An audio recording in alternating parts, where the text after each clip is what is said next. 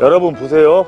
좌측 우측으로 정말 멋진 풍경을 보실 수 있지 않으십니까? 정말 파랗죠? 하늘도 정말 파랗고요. 이렇게 아름다운 자연을 우리들이 지금 오염을 시키고 있는 중입니다. 이거를 저희가 빠른 시간 내에 맑고 깨끗하고 푸르게 다시 만들지 않는 이상 저희들은요 더 이상 이 지구에 살 수 없을 것으로 판단되어지고 있는 시점입니다. 심각하게 생각하셔야 됩니다. 바다지킴이는 오늘 여러분들에게 그의 바다 환경에 대한 주관적인 생각을 말씀드리고자 합니다. 바다가 살아야만 인류도 살 수 있다는 이론에 대한 그의 생각은 어떤지 같이 이곳 해변 쓰레기들을 치우면서 알아보는 시간을 가져보도록 하겠습니다. 그럼 시작하겠습니다.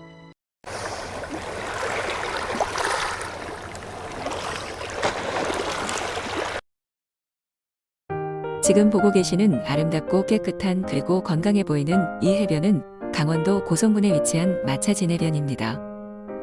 이렇게 푸르름이 가득한 이 해변에서 쓰레기들을 수거하는 바다지킴이는 왜 바다를 깨끗하게 유지해야만 하는지에 관해 말씀드리고자 합니다. 우리가 살고 있는 이 지구는 46억 년 전 태양계에 태어나 지금까지 그 상태로 잘 유지하고 있는 행성들 중 하나입니다.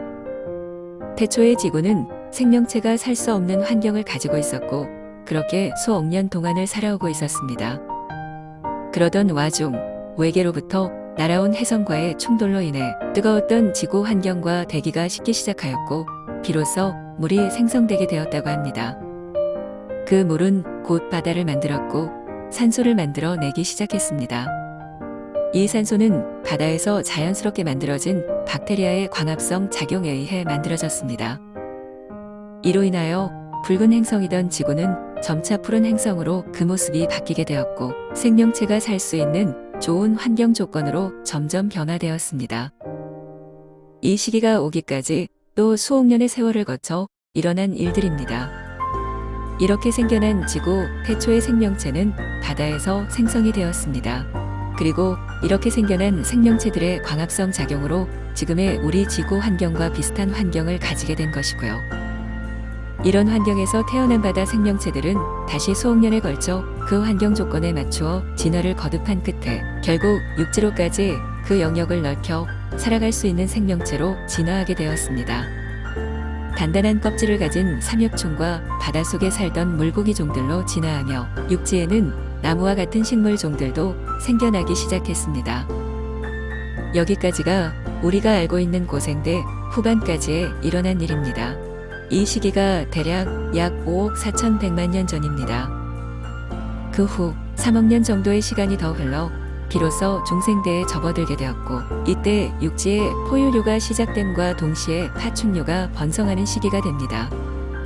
이 시기부터 생명체들은 지구 환경의 변화에 맞춰 많은 종류의 돌연변이와 개체로 진화하며 번성하는 시기를 가졌었지만 중생대 후반에 지구에 닥친 제5차 대멸종 위기에 의해 그 당시 먹이사슬의 최상위 계층을 자리잡고 있던 공룡들이 멸종이 되는 시기입니다. 태초 지구의 탄생부터 중생대 제5차 대멸종 위기 전까지 총 4번의 대멸종 위기를 경험했지만 그때마다 멸종이 된 생명체 대신 새롭게 다른 생명체를 만들어 왔습니다. 제5차 멸종의 위기는 우리가 익히 접해 알고 있듯이 외계에서 지구에 충돌한 약 10km 지름의 운석 때문이었습니다. 이로 인해 멸종이 된 파충류인 공룡들 대신 살아남은 몸집이 작은 포유류와 인간의 시대가 도래하게 되었습니다. 이것이 6,600만 년 전 신생대가 시작하는 시기입니다. 이렇게 시작한 신생대부터 지금 현재까지 지구의 환경은 인간이 살기에 가장 적합한 환경을 유지하며 아무 문제 없이 잘 살아가고 있는 것이고요. 그러나 그동안의 지구 생명체들과는 다르게 우리 인류는 지적 생명체로서 인간이 이 지구 환경에서 더 잘 적응하며 살아갈 수 있도록 진화하고 두뇌를 개발하며 산업과 과학을 발전시켜 왔습니다. 그 결과 2022년도 현재 인류의 최대 위기인 제6차 대멸종 위기에 직면해 있습니다. 수많은 자연사 학자들과 과학자들의 공통된 의견은 향후 50년에서 많게는 100년 안에 인류는 더 이상 이 지구상에 존재할 수 없다고 주장합니다. 그들이 이렇게 확실하게 그리고 강력하게 말하고 주장하는 이유가 어디에 있을까요? 무분별한 화석 연료의 사용에 의해 대기에 뿜어내는 배출 가스들로 인한 대기 오염, 그리고 무분별하게 사용하고 버리는 폐기물 쓰레기들에 의한 대지 오염 등. 그것은 바로 인류가 지난 약 1세기 만에 만들어버린 환경 오염으로 인간이 살 수 있는 환경을 파괴하기 때문이라고 말합니다. 하지만 많은 사람들은 이 주장을 의심을 하는 것 같습니다.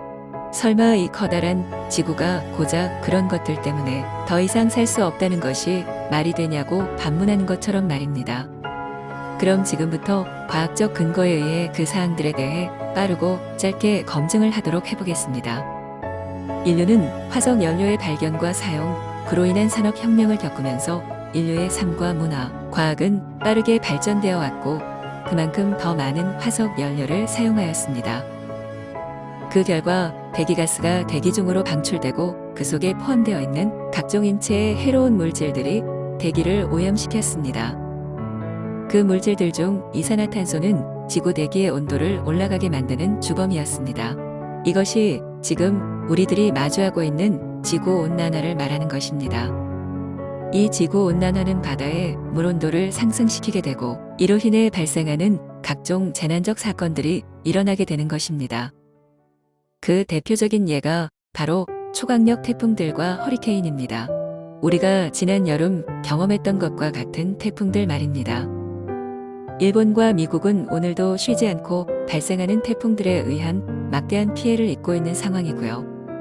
비단 이 해수 온도의 상승은 육지에 사는 생명체들에게만 피해를 입히는 것이 아니고 해양 생물들과 해조류 등에도 막대한 피해를 입히고 있습니다.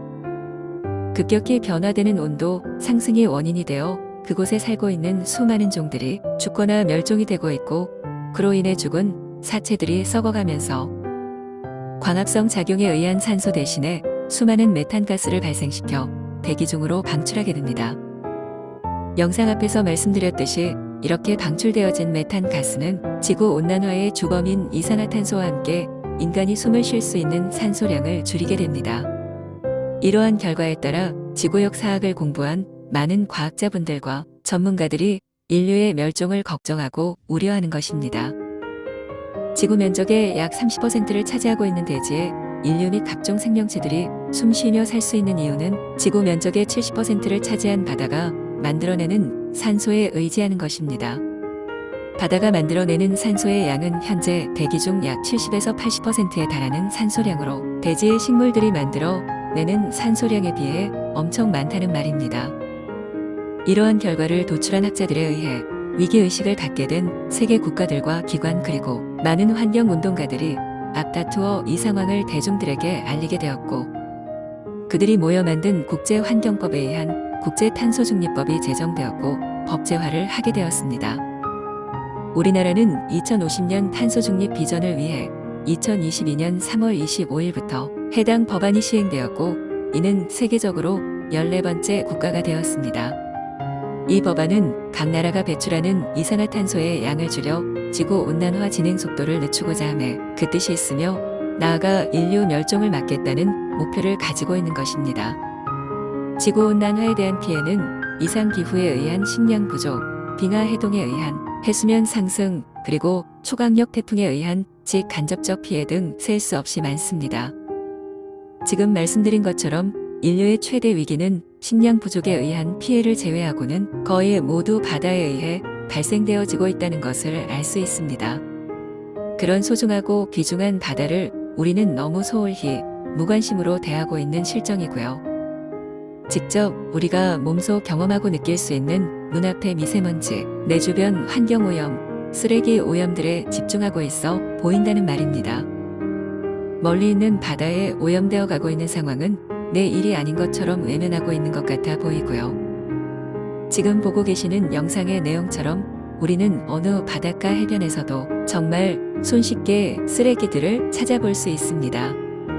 이렇게 우리가 마구 버린 쓰레기들이 해양에 흘러들어가 결국 해양 생물들이 살 수 없는 환경을 만들고 오염시켜 멸종에 이를 수 있게 만드는 또 다른 이유일 수 있는데도 말입니다. 그래서 바다지킴이는 이렇게 오늘도 이 해변 쓰레기들을 청소하고 있는 것입니다. 누가 시키지도 않았는데요.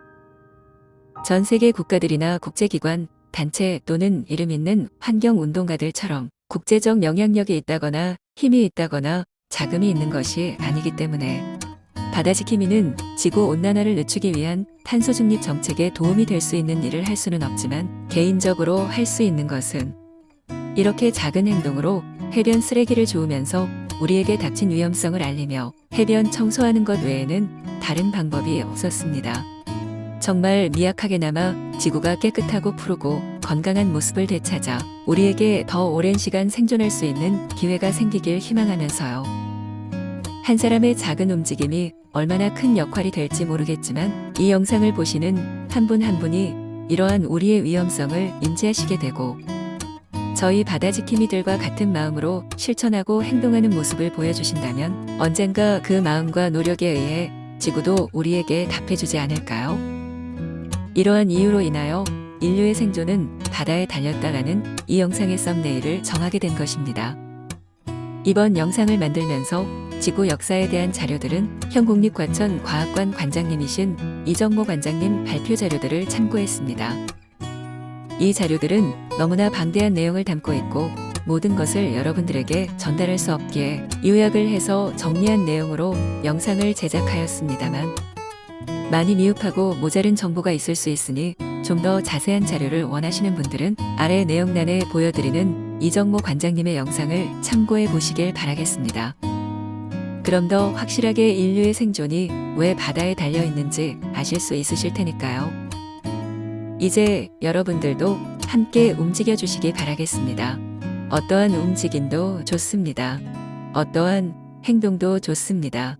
그것이 지구의 환경을 그리고 바다의 환경을 건강하게 만들 수 있는 것이라면요. 제한된 시간 안에 우리가 할 수 있는 모든 것은 수단과 방법을 막론하고 시도해 봐야만 합니다. 해보지도 않고 그렇게 포기해 버리기에는 너무나 허무하고 허탈한 인류의 멸종이 될 것 같으니까요.